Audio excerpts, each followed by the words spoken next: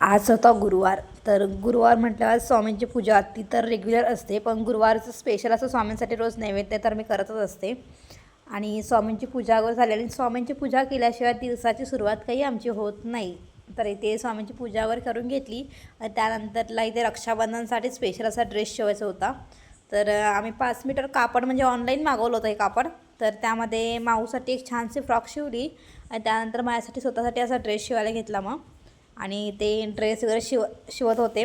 स्वतःकडे मशीन असल्याचा हा एक फायदा आहे, म्हणजे कधीही मनाला वाटेल तेव्हा ड्रेस वगैरे शिवता येतात, म्हणजे नाही का.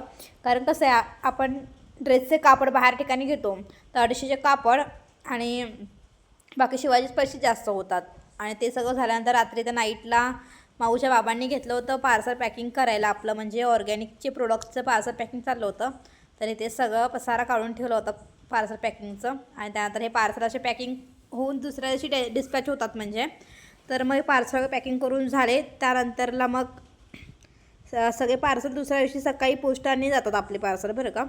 तर इथे पार्सल पॅकिंग चाललं होतं नाईटला, रात्री 11-12 वाजले पार्सल पॅकिंग करायला. खूप लोड होता पार्सलचा, कारण सेल असल्यामुळे. आणि इथं पार्सल पॅकिंग झालं. कसा वाटला आजचा ब्लॉग?